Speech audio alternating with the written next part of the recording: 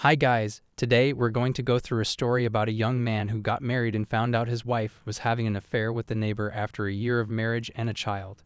He then confronts the neighbor's wife about it, informing her of the situation before informing his own wife that he's going to divorce her and that it's over. She sobs and begs him to reconsider, but he refuses to listen.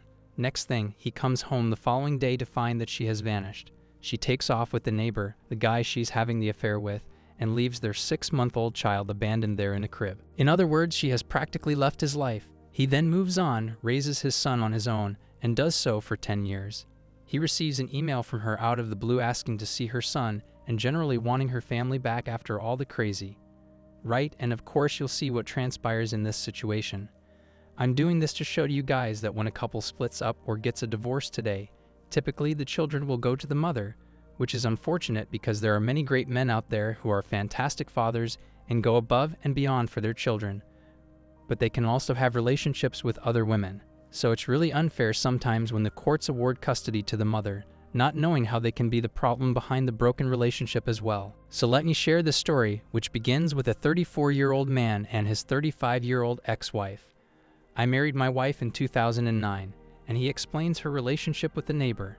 Our baby was born in 2010. In November 2010, as she was sleeping, a flirtatious message appeared on her phone.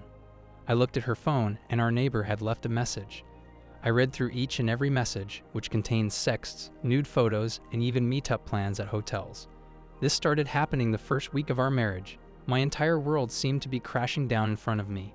I made screenshots of each message and stored them on my phone. I told the neighbor's wife about the affair by getting in touch with her.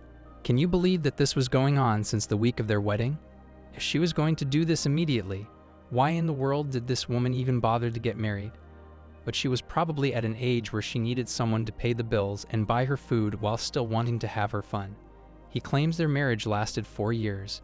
The neighbor and his wife got married early at the same time, and they had their first child. In our case, I approached my wife and informed her that I was going to divorce her. She burst into tears. This man is really wise. You know, a lot of guys wouldn't have done that. Our infant was wailing in our bed when I got home from work 2 days later, and the wife was nowhere to be found. Then I discovered a note from her in which she declared that she was no longer in love with me, had left, and urged not to get in touch with her. I expected this, but I didn't think a mother could abandon her 6-month-old baby while leaving with her lover. You know, it's terrible enough that she started hooking up with the neighbor and cheated on this guy the first week they were married, but the fact that she just left her own baby, that's just unbelievable. That's inhumane. The baby is wailing alone in the house, and who knows what might have happened to him. The neighbor's wife had also received the same letter from her husband, he claims. So I went to her house after that. Since she was suffering from postpartum depression, I felt bad for her.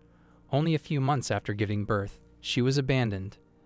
Additionally, he was confirmed to be my son by the paternity test results that I had taken to see if the baby was actually mine.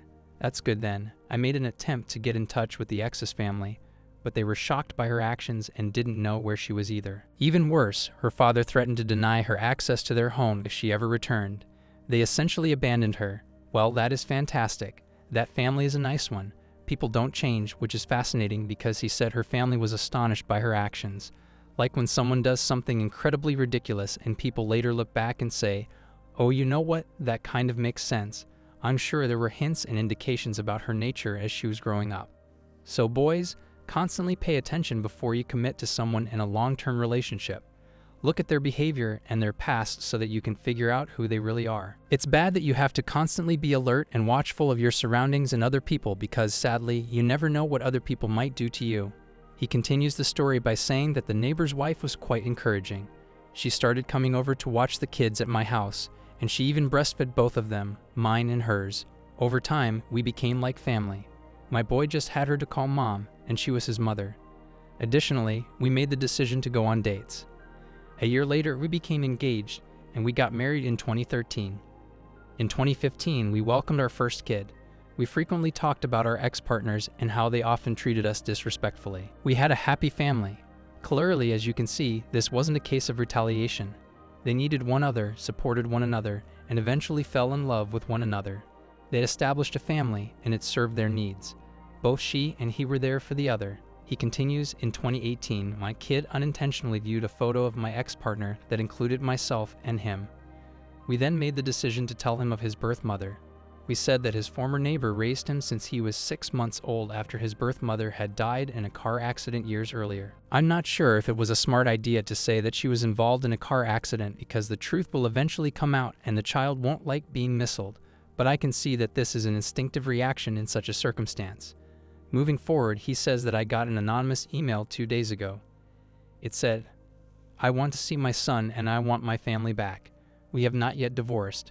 It was my ex, I knew that. My present wife freaked out when I showed her this and asked me if I would take her back. She was upset, but I reassured her that the cheating ex-wife was in the past and would remain in the past. I wanted to see if there was a chance she could still get custody, so I called a friend of mine who is a lawyer. He confirmed that she may get jail time and a hefty fine in addition to losing her parental rights. I informed him of the period of abandonment and inquired as to the likelihood of success in my legal matter. He informed me that in the vast majority of cases, a parent's parental rights are terminated if they fail to have regular physical contact with their child for more than a year. I heard those words and let out a great sigh of relief. In order to be able to tell my kid the truth about his biological mother, I also started counseling with him and joined therapy together to make sure he only gets to have a positive experience through this and comes out as a happy and emotionally stable boy." So guys, this right here is a perfect example of a great parent. And imagine the ex-wife who just abandoned him and their 6-month-old baby. What kind of a person she was to have done that only to be with someone else. This is a perfect example of why it's necessary that a father is always the one to blame when two people with children break up. Sometimes the children end up staying with the mother by the decision of the court, and that decision sometimes ruins their lives because a number of times it's actually the mother who is a bad parent. The story goes on to share other instances where the ex tried to get in touch with the guy and her biological son and even approached the guy's family for money. But the man, his ex-neighbor and now wife, really did live a solid and happy life together after all that they had been through. There's a lesson in this for all guys out there. Know who you're getting into a relationship with before you actually get into one. Don't get married until and unless you have experienced life with your partner, have seen how they handle stress, what their views are about money, travel, babies, life, education, and everything else.